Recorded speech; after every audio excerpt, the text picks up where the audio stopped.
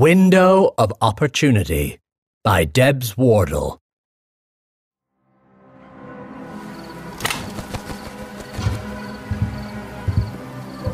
Ah, the slumber of the damned. Sleep well, my child, for it shall be your final sleep before you taste the bitter sting of death. The time is nigh. She stirs.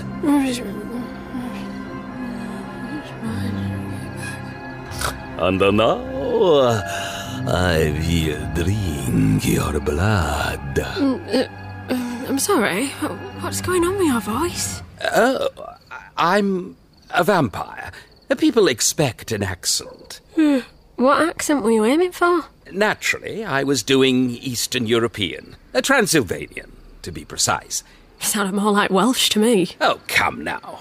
That wasn't Welsh. Sorry, mate. You sounded Welsh. Well, I do apologise if it didn't meet your standards, but one doesn't actually get a coupon for a session with an accent coach in one's vampire starter kit. All right. Cool. Clearly I've touched a nerve. Let's draw a line under it, shall we? You were, saying? Thank you. And now, I will... Without the accent? Forgive the observation, but you don't seem to be especially frightened. Give me a minute. I've only just woken up. I know you've only just woken up. I woke you up. In what ought to have been a terrifying manner. It's been a long few weeks. There I was, giving it my all, and nothing. You couldn't even muster a concerned whimper. Oh, sorry. Maybe if I had some more information? All right. What would you like to know? Why me? Process of elimination. Every other house on this street is occupied by a couple. You're targeting single people? As if we don't already have enough to deal with. Not targeting per se. I just don't generally have the appetite for two these days. So it's far simpler to find a woman on her own. So you're targeting women? That's terrible. You can't do that. I prefer the taste. Honestly, that is so sexist. How could you possibly justify... Come now, I'm sure you must have preferences. Pork to beef, chicken to fish. I'm vegan. Are you really? Well, good for you. If there's one thing I cannot abide, it's senseless cruelty. Says the man who breaks into women's homes in the middle of the night with the intention of eating them. You're free range, aren't you? You can hardly accuse me of having intensively farmed you. No, but that's not really the point, is it? The point is... That's entirely the point. I need to fulfill my thirst for blood, and, unfortunately, nobody's making a viable alternative. You'd be surprised what they can do with beetroot these days. You know, you can get entirely plant-based steaks that bleed. That actually bleed. I did hear about those. Awfully impressive. Isn't it? Frightfully. But alas, when one becomes a vampire, only the real deal will do. I'm rather afraid I have no choice but to be carnivorous. Technically you're not a carnivore, though, are you? You're a cannibal. I resent that. You're human, and I'm not. Yeah, but presumably you were human once, though. That was centuries ago. I think you'll find that the very dictionary definition Well, let's check the dictionary definition, shall we? You keep a dictionary next to your bed. What? Well, sometimes I can't sleep. Here we are. Cannibal. An organism which eats others of its own species or kind. Ha! You were born human. You still look roughly human. I'd say we're of the same kind. Hardly conclusive. But even if it were, do you really think this little revelation is going to save you? No, I just think language is important, that's all. You may not be able to control a situation, but at least you can control whether you call a spade, or, I don't know, an octopus. Interesting. You've accepted there's no hope of salvation. Are you afeard? No, not really. Why are you so insistent that I have to be frightened? Do you get off on fear or something? Like a fetish? No, of course not. It's the way things are supposed to be done. Right. I suppose that's why you also felt the need to wake me up. Surely it would have been more humane to do it in my sleep. And as you can't abide senseless cruelty, I'd have thought that made way more sense. I woke you so that I could give you the option. But there's a choice in this, is there? Well, in that case, I choose to leave my blood where it is, thank you very much. Oh, my dear child, I'm afraid my drinking of your blood is non-negotiable. What other option could there possibly be? The choice of whether you are given... No. The choice of whether you are given eternal slumber or eternal life. Right. So what you're saying is that totally out of the blue, and without any warning whatsoever, I suddenly have to decide between death right now or no death at all ever. Well, vampires can die, just not of natural causes. What I mean to say is that technically you will be dead either way, but if you choose... Yes, thanks. I've seen the films. I am familiar with the concept. Right, yes, of course. Don't you have to invite vampires in? You did, earlier. I came to read your meter. That was you? I did wonder about the balaclava. Ah, yes. Daylight, you see. Yeah. Makes sense now. I don't especially enjoy wearing it. Dreadfully stuffy. Itchy too, I'd have thought. Extremely. But needs must. You didn't have a normal reaction to that either.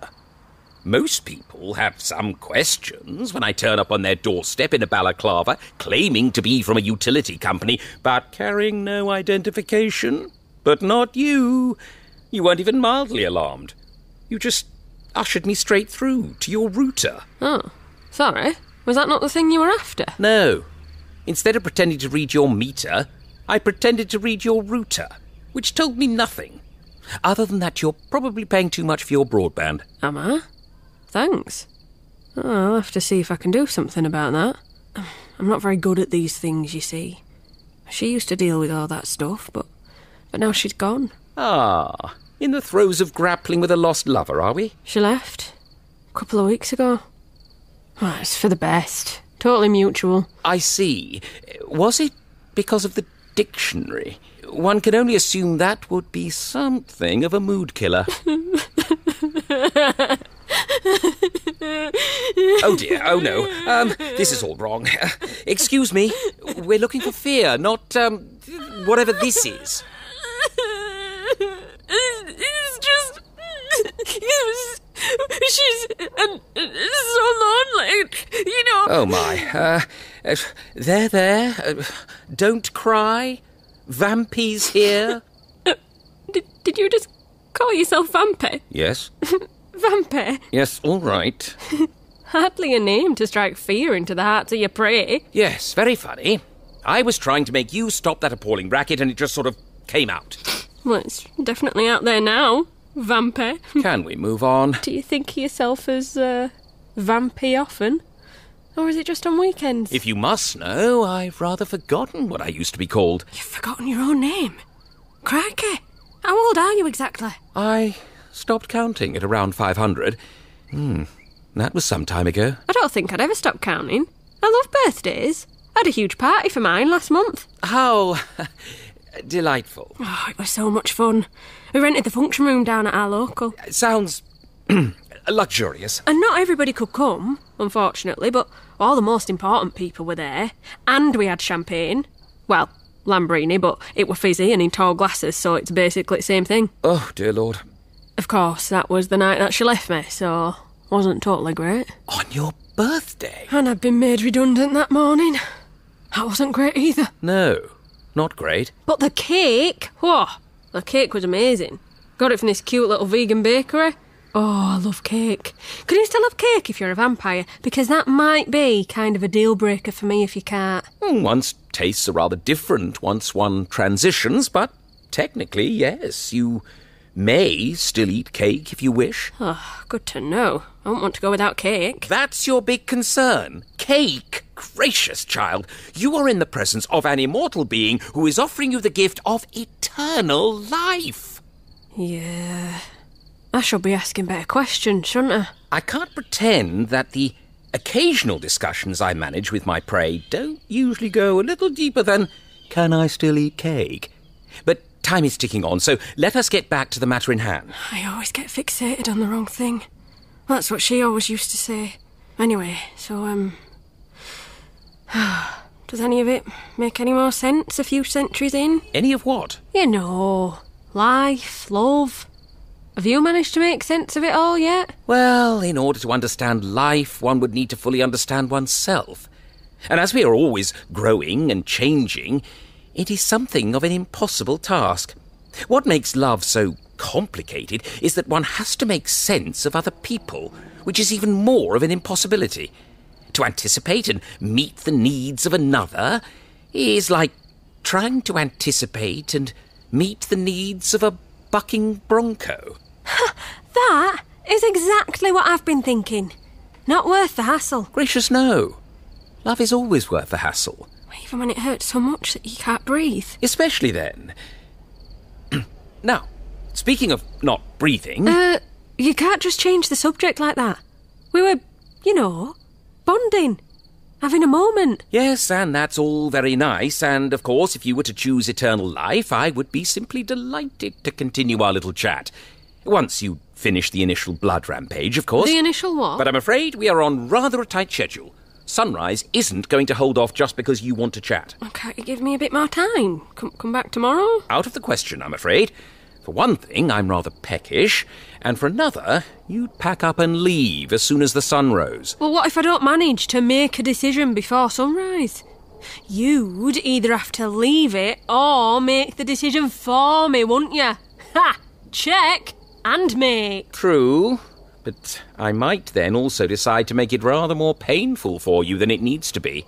But how am I supposed to make a decision like this with absolutely no time to think about it? My dear child, life isn't fair. Why should death be any different? You should think yourself lucky that you're being given a choice at all. What do you think I should do? I think you should stop wittering and make a decision. Okay, pros and cons. Eternal slumber. Well, I am pretty tired, so the slumber bit's quite appealing, but do I want to slumber eternally? What if I needed to pee? I don't think that would be an issue. Obviously, I was joking. Dead people don't pee. Apparently, though, they do fart. I saw this documentary, and it was I'm sure it was fascinating, but if we could focus... Right, yes, sorry. Eternal life. I like the life part, but the other part sounds like it could go on a bit. Eloquently put. I am going to have to press you for an answer. I'll take eternal life, please. I don't really feel like dying permanently tonight, and, well, if it don't work out, I can always throw myself on a stake or something. Do you know, I'd never thought of doing that. So, are we doing this or what? Right, yes, absolutely. Are you ready? I don't know, I've never done this before. Oh, yes, of course. Silly of me. Well, there's nothing to prepare, really. What are you waiting for? Do you need a minute or something? No. It's just been a while since somebody chose eternal life. They're usually too busy screaming. I hope I can remember how to do it. You don't remember how to do it? Oh, wait. No. Yes. Aha. It's coming back to me now. Yes. I'm ready. Okay, good. Right, well, should I move my hair out of the way? Or... Oh, that would be awfully good of you. Does it matter which side, or...? Ah, yes. The left side, please, if that's all right. Sure, yeah. Anything else I need to do? No, that's perfect. Just keep still. Exactly like that. Okay, here I come. Come on, then. Actually, could you shuffle this way a bit? Yeah, sure, no probs. Thank you. I'm going to put my arm around you for support. Yeah. Is that all right? Yeah, that's fine. Thank you. Right. And now, I will... Really? Sorry. And now, I will, drink your... Go on, do the accent. Really? I think we might be here all day if you don't. And now, I will drink your blood. Gracious! Is that the time? Oh, I guess we talked longer than we thought. Oh no, the sun! Did I close the curtains? I must... Curses! Oh, that's a shame. He was really nice to chat to. Huh? I wonder what the dictionary says about curses. This was an Evcol Entertainment Clockwork Digital Studios original production, a part of the On Another Wavelength audio anthology series, featuring the voice talents of Kimberley Cochrane and Will Harrison-Wallace. Written by Debs Wardle, directed and produced by Simon James Collier, Series created and co-produced by Dechanel. Soundscape design by Charlie Braham.